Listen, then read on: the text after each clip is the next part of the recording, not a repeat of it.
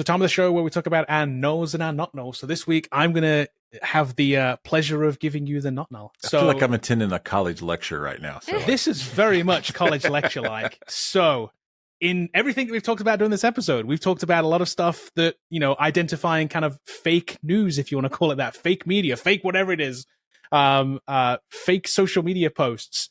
I came across this thing probably a few months back, and it's a method. It's an easy to remember method for trying to discover and trying to recognize truth in something that's posted online. People use this in, I should say, colleges teach this, and reporters use this when looking at sources. So this is a proven method. It's the simplest one that I found. I've seen some other ones that are like pretty detailed, but this one's the SIFT method. It's called the SIFT, the 4 moves. SIFT standing for stop, investigate, find, better coverage, and trace claims. Pretty simple stuff. The first one being stop. If you read something, stop. Don't immediately share it. Don't immediately believe it.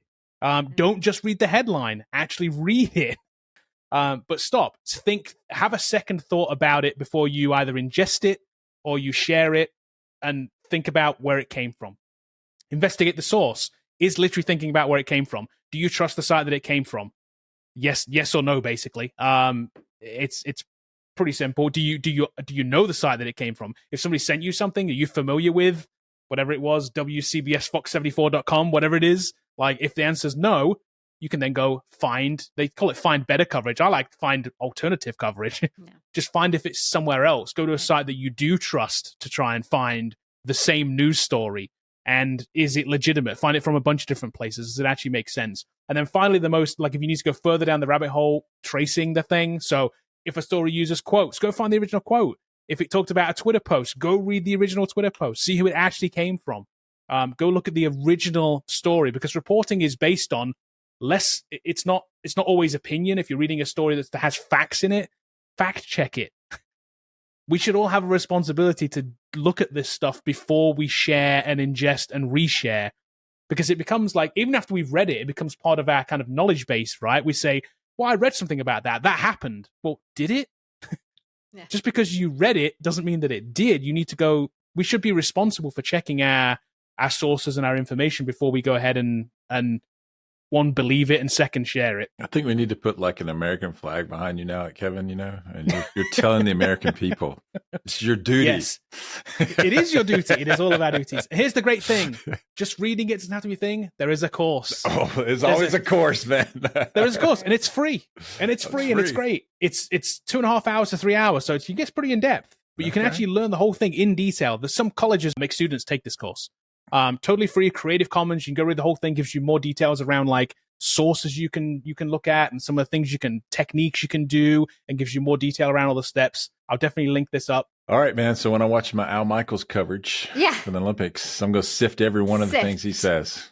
Yes. Well, that's actually what I was going to say too, like earlier in the podcast, is I think what like the solution to all of this is better education to the general public. And this is a really good way to kind of educate the general public about like, oh, okay, if I'm looking at something, it might not be true. Here is what I can do to like figure out if it's true or not. I think I'm not tooting my own horn, Kevin, but I think I do this by default. Sort of. I'm not sure I do every you might have used thing. it. And I was the same way. I felt like I did some of this already. Yeah. But this had like a thing that like, firstly, it's like I didn't always do it. Yeah. So for me, it wasn't like I would just like take something at face value sometimes if it was from a source that I trusted. Like, and I would take it at face value and be like, oh yeah, but maybe I shouldn't have. Maybe I should have looked at alternative sources and alternative things. So the moment I hear something, you're in mixed company or whatever, and there's someone's talking about whatever, and I feel like it's outlandish, I get my phone out. And I'm always hitting like the major news site to say, is this on the front page? Right. Yeah. I'm going to quit listening now. Yeah. Right. Because you realize, oh no, this is just junk. I'm not going to go out and say, you liar, that's not true. Right. I'm just going to go, whatever, man. Well, but that's half the problem, isn't it? Because I'm in your shoes too. Like if that happens, I'm never like, oh yeah, you're full of junk, whatever. Yeah. Like I'm not just going to, because you don't want to get in the argument. Nah.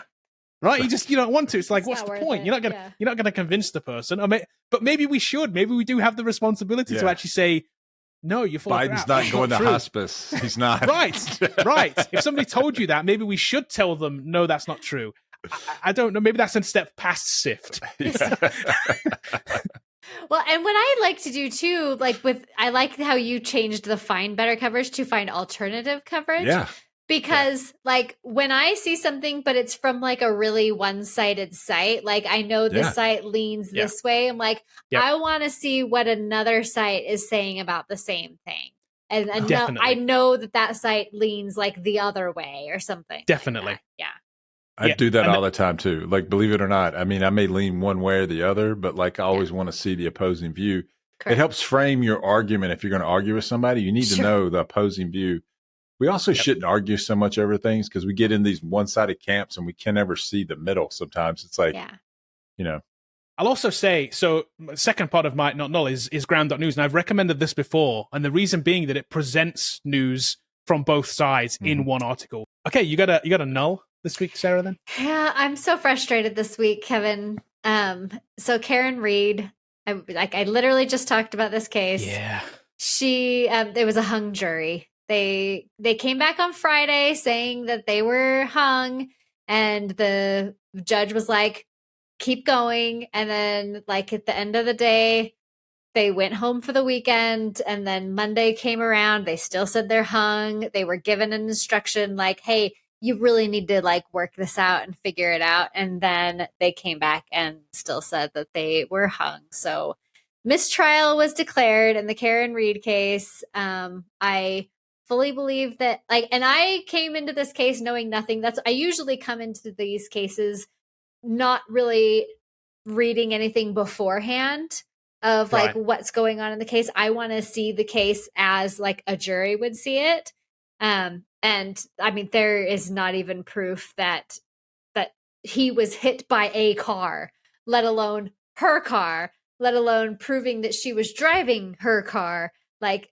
There's so much reasonable doubt here that I am just if they had come back guilty, I would have been I have no more faith, faith in the justice system at all. Well, I'm guessing that is one thing. The justice system nearly worked. Nearly, it nearly worked. It didn't convict her, but it didn't also. Are they going to retry her? Do you think, or do they just let it go? Well, so the prosecuting team, the state or the Commonwealth, has said yesterday that they are planning to retry. But at the end of the day, the lead investigator of this case, I mean, and I can deep dive into this case, believe me. But the lead was rehomed, we like to say, because they rehomed their dog, they rehomed their cell phones, they are now rehoming Trooper Proctor. So he was relieved of duty yesterday. There's a federal investigation into this investigation. There is, and so he was relieved of duty. So that might throw a wrench into things. They have I hope so. So I just don't see how they can try this case again. There is literal reasonable doubt in every corner of this case. And so it's just ridiculous. So anyway, I was really hoping for a not guilty verdict on Monday. So my null is the hung jury in the Karen case.